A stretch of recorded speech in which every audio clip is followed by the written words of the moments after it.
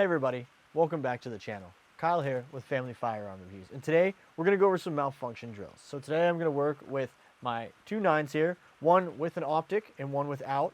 So we have our P320 and our Stoeger STR9S Combat, and what we have here is 9mm training rounds and 40 cal training rounds. Now they are going to simulate two totally different malfunctions that you're going to get. So one, you're going to have it in there, it'll actually shoot, go off, you'll hear a click. Well, what do? Well, that's the tap rack drill. And then you have your 40 cals, which do fit in your 9mm.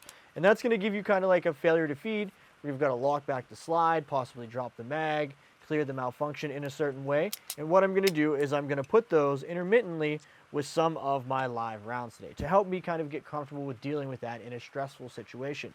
So I'm going to go out there, the timer will beep, I'll get some shots off, and then we are going to, see what malfunction comes up, how do we clear it, how do we deal with it. Now it's important that if you're doing this for the first time, make it a little bit standard. Do like 3 rounds, click, tap, rack. Get yourself in a rhythm, and I'll show you that. And then, just do one style of malfunction, then do the other. And then once you get more advanced, you're more comfortable with dealing with those malfunctions, work on putting 2 into 1 mag, right? So we'll put, 2 or 3 live rounds.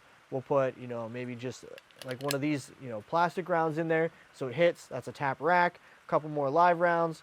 Put, one of these 40 cal rounds in there, so you're going to have a type 2 malfunction. So it's going to be a little bit of different things out there today, but it's going to help you with your training. And I would definitely advise buying both of these. They're very cheap. I think these were like 20 bucks for like 5 or 6 of them. I got 10 of these for 20 bucks or less. You can find them on Amazon or anywhere out there, your local gun store.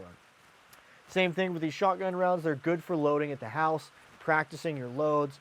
They're good for, when you're cleaning them and you want to dry fire at the end, instead of your firing pin hitting nothing, you can hit one of these instead. So they're multi-use out there. So let's get out to the important stuff. Let's get out to the range. So now we're out here and we are going to do our tap rack drill. So the first one I just have set up with straight just tap racks, same as second mag, and then we're going to work into maybe like a failure to feed in the last magazine I have here. And in the last one, we're going to take a little break, we're going to reload, and I'm going to mix them together. So you should definitely start out with a cadence, maybe like 1, 2, 3, bad round, so you'll tap rack, 1, 2, 3, until you get comfortable, and then you should kind of mix them together. So again, start out slow, build your speed, build your pace. You're just trying to build these repetitions into your shooting. It's a great thing to do at home in practice. Practice that tap rack with your dry fire. I know nobody loves dry fire, but it's the only way you're really going to get great and consistent here. So let's go through this drill.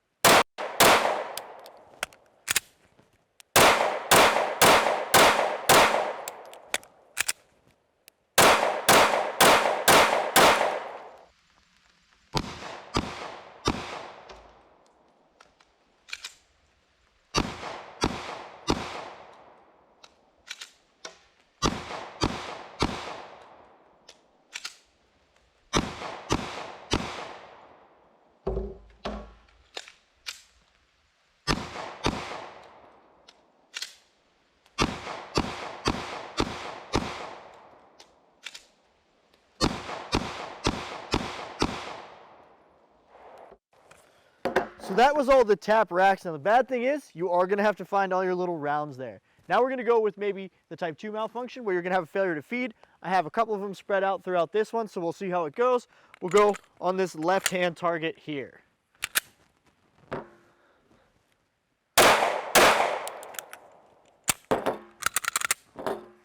Oh, round got stuck in my mag, so that's a whole nother malfunction there. That 40 cal got stuck in there.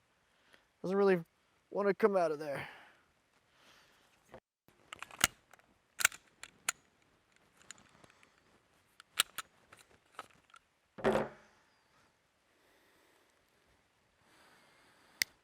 There we go. That should feed. So there's your failure to feed. Drop your mag. Make sure you're clear. Same thing. Lock back your slide. Drop. So that one again didn't feed right. So we'll push down. If it doesn't come out, we'll have to clear it by hand. Now we're going to work with our failure to feed. So I've got a setup here. We got our echelon out because the SIG mags were not cooperating. They're a little too tight. So let's try it with our echelon.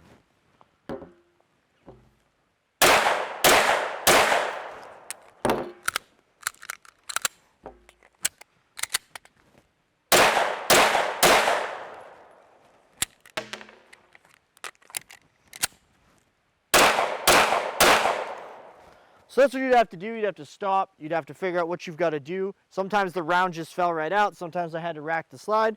So it's important to train like this because then you can get comfortable with what you have and any malfunction you may run into out in the field, right? So we're going to mix a string together and we're going to see how that works for us too. And again, you want to do this in stages. You don't want to do it all at once. So now in this mag, we're going to combine both of the tap rack drills and the lock back, drop your mag, rack, make sure we're clear drill all together. So type 1, type 2 malfunctions and knock those out together. So let's get through this. Again, you should take your time and build your way up to this. That way you're not, really confused. Wait till you're comfortable clearing the malfunctions by themselves and then work them in a mag together to really get your practice, okay?